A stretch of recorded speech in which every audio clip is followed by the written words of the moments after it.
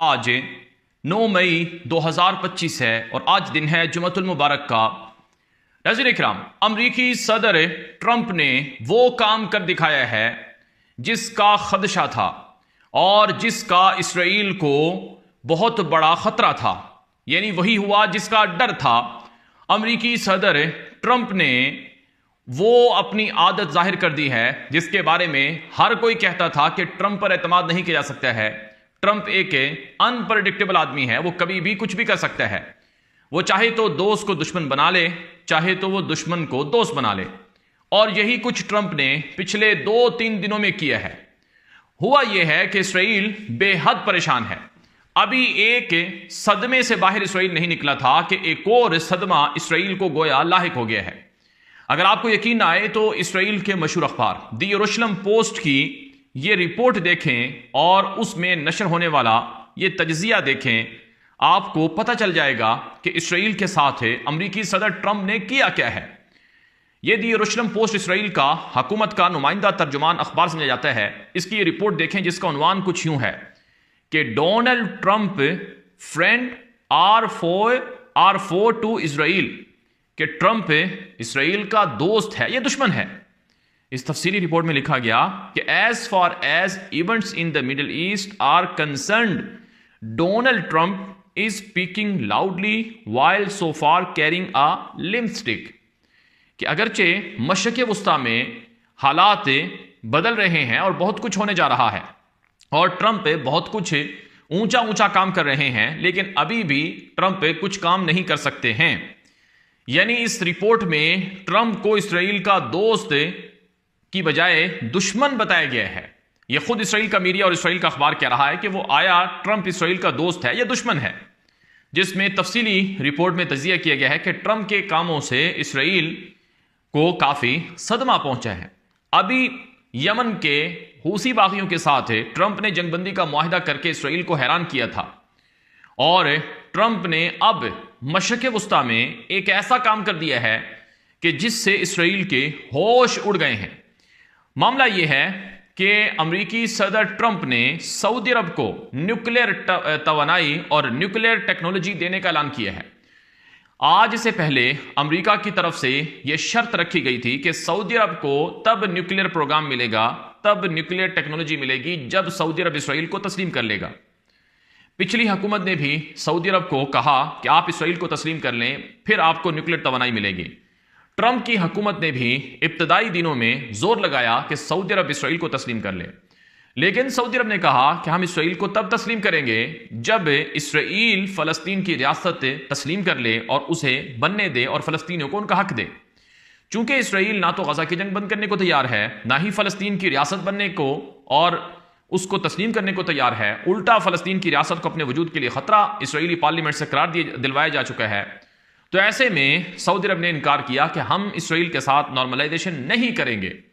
तो खबर यह आई है कि ट्रंप ने सऊदी अरब को कहा है कि ठीक है, आप इसराइल को तस्लीम करें या ना करें, लेकिन मैं आपको सिविल न्यूक्लियर प्रोग्राम दूंगा और इसमें कोई शर्त नहीं है कि आप इसराइल को तस्लीम करें और उनके साथ नॉर्मलाइजेशन करें, यानी ताल्लुकात को बहाल करें।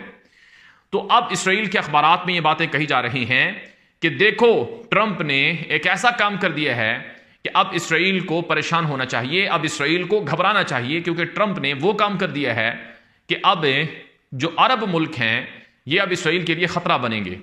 चुनाचे यदियो तहरानोत एक और इसराइली अखबार है, उसने लिखा कि report under Trump Saudi civil nuclear talks delinked from Israel recognition, कि ट्रंप हुकूमत की मातहती में सऊदी अरब को सिविल न्यूक्लियर प्रोग्राम मिलेगा और इसके बदले में इसराइल को रिकॉग्नाइज करने की कोई शर्त नहीं रखी गई है, जिससे इसराइल को बेहद सदमा पहुंचा है और यह गैर यकीनी तौर पर ट्रंप ने वो काम किया है जिसकी तवक्को भी इसराइल को नहीं थी। कई इसराइली अखबारात और मीडिया में कहा जा रहा है कि ट्रंप ने इसराइल को मामू बना दिया है, यानी उल्लू बनाकर, बेवकूफ बनाकर अरबों के साथ डील कर ली है। अब सऊदी अरब 600 अरब डॉलर की इन्वेस्टमेंट अमेरिका में करने जा रहा है। यूएई जैसा मुल्क 1400 अरब डॉलर अमेरिका में इन्वेस्टमेंट करने का ऐलान कर चुका है और इसी तरह से कतर भी सरमायाकारी का ऐलान कर चुका है। तो सऊदी अरब और अरबों के साथ जो रिलेशन है ट्रंप के, वो बिजनेस रिलेशन है। बास लोग कहते हैं कि जद्दा के अंदर है और सऊदी अरब के अंदर है ट्रंप के बिजनेस चलते हैं और ट्रंप एक ताजर आदमी है, उसको जहां से फायदा मिलेगा वो उसी के लिए काम करेगा। बहरहाल बहुत चालाक है ट्रंप, बहुत तेज है और दोनों तरफ से पैसा कमाने का माहिर आदमी है। अब इसराइल को जो सदमा पहुंचा है इसका इजाला कैसे होगा? अब तो इस पे भी आज इसराइली वजीर आजम का बयान आ गया कि गजा में लोगों को निकालने का जो ट्रंप प्लान था और गजा पर कब्जे का जो अमेरिकी सदर ट्रंप का ऐलान था यह भी होकर रहेगा। और मेरी बात हुई है ट्रंप से कि यह वाकई होगा और गजा के लोगों को हम निकाल देंगे और गजा पूरा का पूरा अमेरिका और इसराइल के कंट्रोल में आ जाएगा।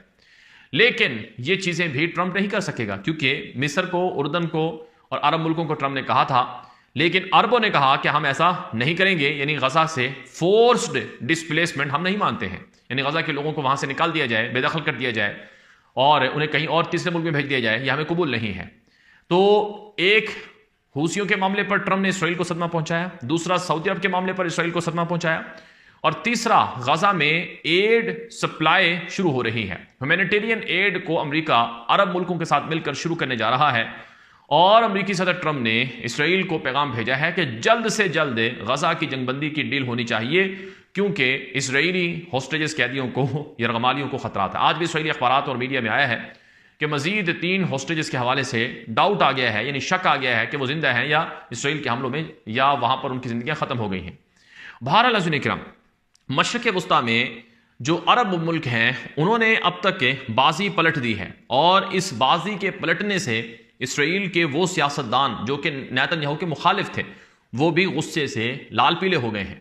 खबर आज ये आई है कि इसराइल का अपोजिशन लीडर यार लबेद है जो कि साबिक वज़ीर आज़म भी है, उसने कहा कि मैं बरसों से कहता था कि सऊदी अरब को न्यूक्लियर प्रोग्राम मिल जाएगा जिससे इसराइल की सलामती को खतरा होगा। आज वही हुआ है और हमारी निकम्मी हुकूमत कुछ नहीं कर सकी है, ये यार लबेद ने कहा है। बहरहाल अज़ीज़ इकराम, इस वक्त एक और बड़ी खबर है। इसराइल का एक साबिक वज़ीर दिफा गुजरा है, बेनी गेंट्स, उसने कहा कि हमें गजा में सेटलमेंट्स या यहूदी आबादकारी की कोई हमें ज़रूरत नहीं है। जिस चीज़ की अगर हमें सेटलमेंट की ज़रूरत भी है तो वेस्ट बैंक में होनी चाहिए, गजा से हमारा क्या लेना देना है। तो गजा में बेजा हमें मामले को मजीद तूल नहीं देना चाहिए। इस वक्त एक और मामला इसराइल के अंदर सर उठा रहा है कि कतर की खुफिया एजेंसीज के साथ इसराइली वज़ीर आज़म के ऑफिस के लोग काम करते हुए नजर आए हैं। मेरे सामने ये खबर मौजूद है जिसे हेरिटेज इसराइली अखबार ने नशर किया है कि security officials suspect 2 Qatar gate figures worked for Qatari intelligence. इसराइली वज़ीर आज़म नेतन्याहू के दफ्तर से वाबस्ता 2 ऐसे लोग थे जिन पर कतर से फंडिंग का इल्ज़ाम लगा है और अब इंकशाफ हुआ है कि वो लोग दरअसल कतर की खुफिया एजेंसी के लिए काम कर रहे थे। ये इसराइली अखबार हेरिटेज ने लिखा है, जिससे बात वाज़ेह होती है कि इसराइल अंदरूनी तौर पर, सियासी तौर पर बदतरीन किस्म के इंतशार का सामना कर रहा है।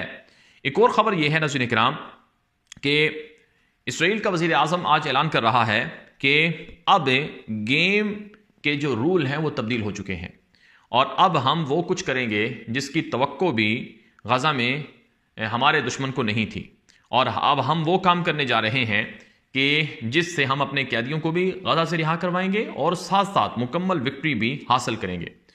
बहरहाल अज़ीज़ इकराम, इस वक्त की एक और ख़बर यह है कि इसराइल के गजा पर जो हमले हैं उनमें पिछले 24 घंटों में कोई 106 से ज़ायद लोग जहाँ भाग हुए हैं। ये गजा की हेल्थ मिनिस्ट्री की तरफ से कहा गया है, जिसे इसराइली अखबार हेरिटेज ने रिपोर्ट किया है। एक और ख़बर यह है कि इसराइल के एयरपोर्ट बेन गोरियन पर जो कुछ दिन पहले हमला हुआ था यमन से, उसके बाद से इसराइल के लिए जहाज़ों की आमदोरफ्त मुअत्तल है और जहाज़ों की आमदोरफ्त मुअत्तल होने से वहाँ पर जो मुसाफिर हैं इसराइल के अंदर वो फंस गए हैं एयरपोर्ट्स पर और कीमतें भी बहुत हाई हो चुकी हैं और अभी तक दोबारा जो फ़्लाइट ऑपरेशन है वो इसराइल के लिए बहाल नहीं हो सका है। ये इसराइली मीडिया पर बताया जा रहा है। बहरहाल ये अब तक की ताज़ा अपडेट्स हैं, मालूमात हैं, खबरें हैं जो अब तक पहुंचाई गई हैं। मज़ीद तफ़सीलात भी आएंगी। आप हमारे यूट्यूब चैनल टॉप 5 न्यूज़ को फॉलो कर लें, सब्सक्राइब कर लें। हमारे मुतबादिल यूट्यूब चैनल्स भी हैं, उनको भी आप ज्वाइन कर लें। आप हमें व्हाट्सअप कर सकते हैं जहां पर हम आपको मुतबादिल यूट्यूब चैनल के लिंक फ्राहम कर देंगे। अब तक के लिए इतना ही, इजाज़त दीजिए। अस्सलामु अलैकुम रहमतुल्लाहि व बरकातुहू।